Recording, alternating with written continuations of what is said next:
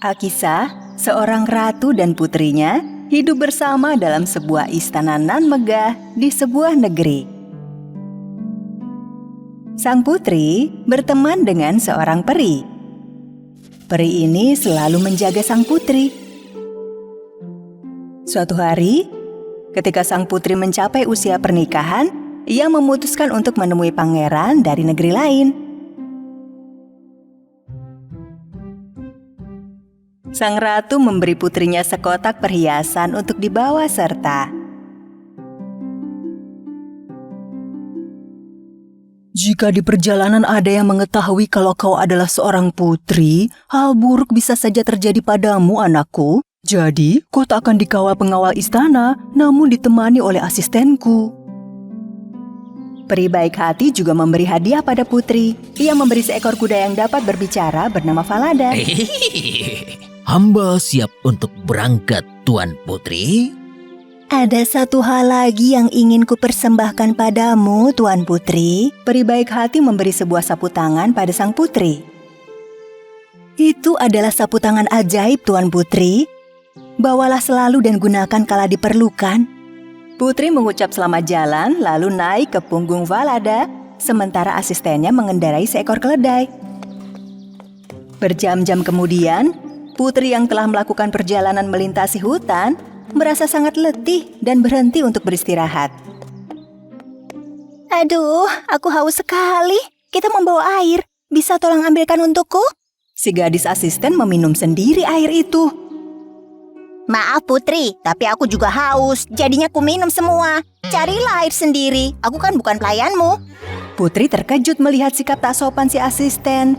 Namun ia diam saja. Mereka pun melanjutkan perjalanan.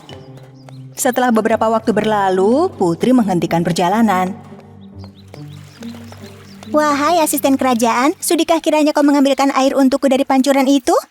Maaf ya Putri, sudah kubilang aku bukan pembantumu. Turun saja dari kudamu dan ambil sendiri airnya.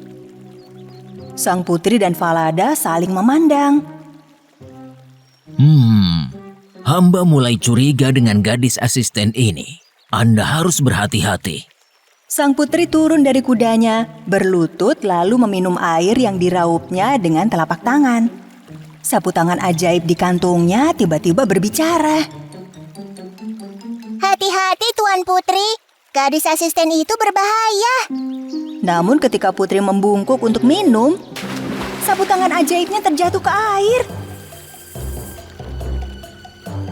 Ya ampun. Melihat sapu tangan ajaib mengambang terbawa air, si gadis asisten melihat sebuah kesempatan. Hilang sudah kekuatanmu. Sekarang, aku yang beri perintah. Lakukan apa yang kukatakan. Sekarang, lepas gaunmu dan pakai bajuku. Jika kau cerita yang sebenarnya, akan kujebloskan kau ke penjara.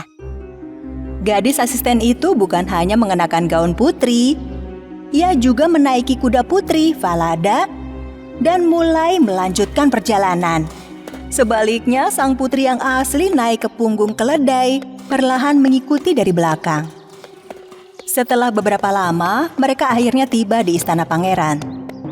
Ketika pangeran menyambut mereka, ia mengira si gadis asisten adalah seorang putri dan mempersilahkannya masuk. Namun ia juga memperhatikan gadis berpakaian pelayan, sang putri yang asli. Pangeranku, ia hanya seorang pelayan. Tak perlu ikut masuk ke istana bersama kita. Sebaiknya beri ia pekerjaan yang mengingatkannya akan posisinya sebagai pelayan. Pangeran menurutinya, lalu ia memperkenalkan putri dengan Conrad, si penjaga angsa.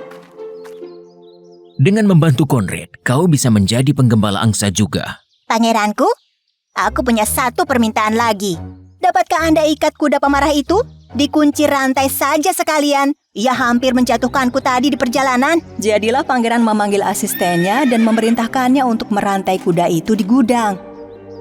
Gadis asisten itu berusaha mempertahankan rahasia tipu muslihatnya dan memperdaya pangeran. Sang putri bersedih dan menangis karena kudanya Falada harus dirantai. Ia segera menuju gudang untuk menjenguknya. Falada yang malang terlihat berdiri dengan kaki dirantai. Oh Falada, apa yang mereka lakukan padamu? Oh, jika Ibu Ratu mendengar hal ini, beliau pasti marah, Tuan Putri. Dengan sedih, sang putri meninggalkan kudanya Falada, lalu menggembalakan angsa di padang rumput bersama Conrad. Setelah beberapa saat, putri duduk di atas batu untuk beristirahat dan melepaskan jepit rambut emas yang menahan rambut indahnya. Begitu Conrad melihat jepit rambut berkilau itu, ia langsung mendekati rambut putri dan ingin mengambilnya. Jepit rambut emas! Aku kepingin jepit-jepit rambut emas ini! Aduh, lepaskan rambutku! Bertiuplah angin kencang, bertiuplah segera. Ambil topi Conrad dan bawa pergi. Tiba-tiba, angin kencang bertiup dan menerbangkan topi di kepala Conrad. Setelah mengejarnya hingga perbukitan, Conrad akhirnya berhasil meraih topinya. Sang putri yang kembali mengikat rambutnya, menyembunyikan jepit-jepit emas itu. Setelah menggembalakan angsa bersama hingga sore hari, Conrad dan putri kembali ke istana. Conrad kemudian segera menghadap sang raja. Saya tak mau bekerja sama dengan orang asing itu. Mengapa, Conrad? Dia itu linglung, bicara dengan kudanya, menerbangkan topiku, dan mengolok-olok aku. Ia tak mau bekerja sama sekali. Mendengar itu, keraguan menyelimuti hati raja. Hari berikutnya, raja diam-diam membuntuti sang putri. Pertama-tama, putri menuju gudang dan mengobrol lagi dengan kudanya Falada yang dirantai. Melihat kuda itu berbicara, raja menjadi takjub. Ia lalu menuju padang rumput tempat Conrad dan putri menggembalakan angsa, lalu bersembunyi di semak-semak. Setelah beberapa lama, ia melihat jepit-jepit emas di rambut putri.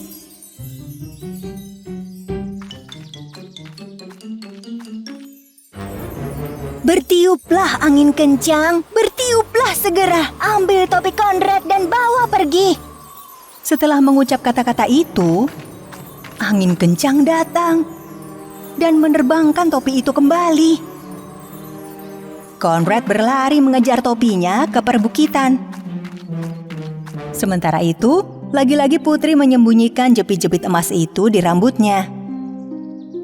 Melihat itu, raja terkejut dan diam-diam segera kembali ke istana. Malamnya, raja memanggil sang putri menghadap. Ia bertanya soal Falada yang bisa berbicara, jepit rambut emas, dan angin kencang. Saat itu juga, sang putri mulai menangis.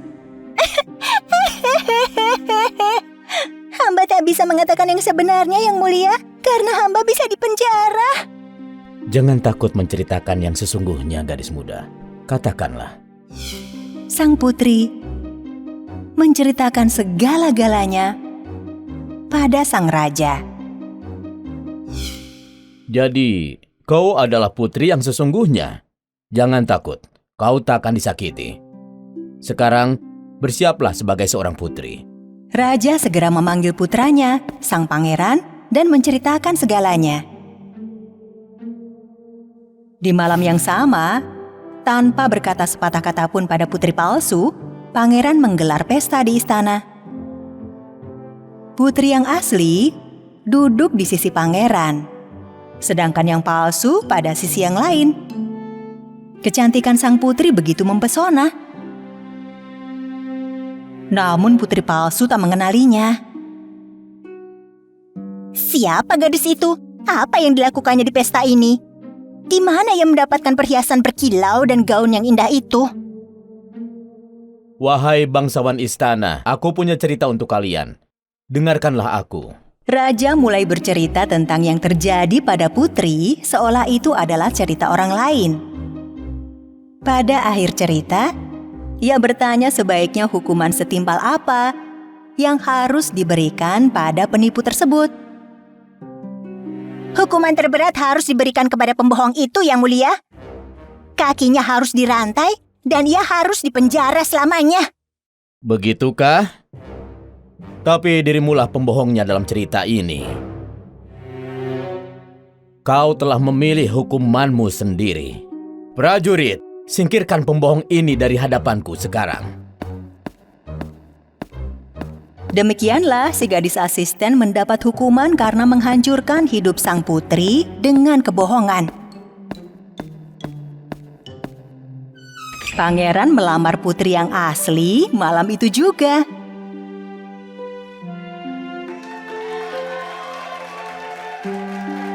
Lalu putri dan pangeran menuju gudang untuk membebaskan Falada si kuda bicara. Kebenaran akhirnya terungkap, Tuan Putri. Jika Ibu Ratu melihat ini, beliau pasti menangis gembira. Putri dan pangeran memulai kehidupan baru mereka dan sangat berbahagia. Kini peri baik hati selalu menyertai mereka, melindungi dari segala kejahatan selamanya.